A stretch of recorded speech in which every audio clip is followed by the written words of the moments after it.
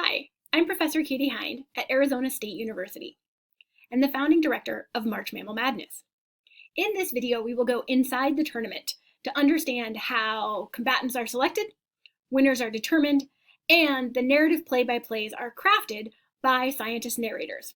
I am joined by my office buddy, the American Badger, Taxidea taxus, and we're excited to delve deeper into the behind the scenes of the March Mammal Madness tournament.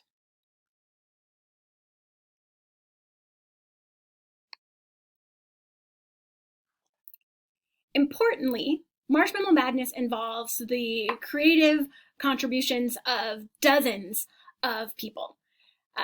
These are scientists and conservationists, librarians, educators, artists, graphic designers, and many different people that are really excited about this opportunity to celebrate the natural world. Initially starting from just a single bracket and a blog post, the tournament has grown year after year in many different ways, expanding the educational resources that are provided, the different mechanisms of sharing results with players, and to systematically make the tournament more fun, more informative, and more inclusive. Months before the tournament each year, the species and divisions are finalized, and we pick our lineup of combatants. For several years now, one side of the bracket has been entirely mammals, while the other side of the bracket draws widely from the tree of life. By showcasing species across animals and sometimes beyond animals, we're able to talk about a wider variety of ecosystem roles, adaptations, and some really cool natural history.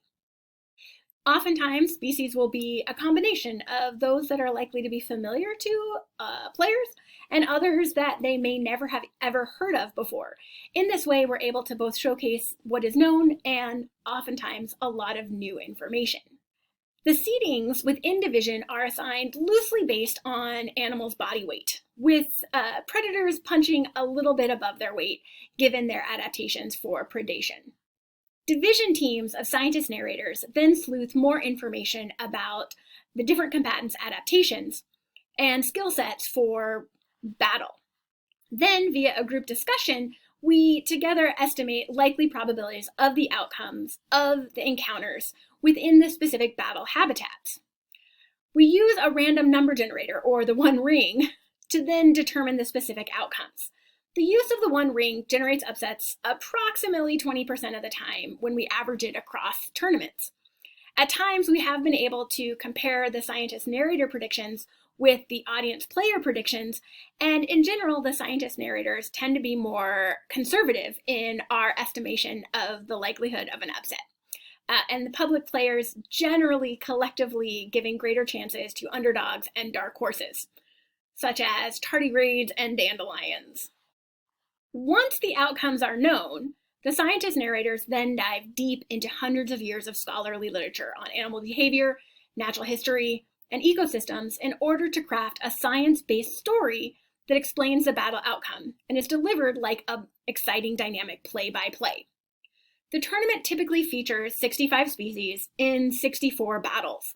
To keep things exciting, fresh, and novel, and to be able to showcase a lot of really cool science, the encounters are not always nature red in tooth and claw. The battle play-by-play stories crafted can include carnage, but also may include fake-outs, departures from the field of battle, distractions, third-party interference, and many more science-based aspects to the potential encounter. Sometimes the outcome is improbable, but the story is always anchored to evidence. An example might be when the Pride of Lionesses defeated Grandma Orca in the kelp forest offshore from Protection Island in Washington State in 2022. Every twist and turn of that battle narration play-by-play relied on really cool, if rare, observations of these species, and for the orcas in the very waters where the battle took place. So join us for these gripping tales of science, and remember, points are just a score, but if you're learning, you're winning.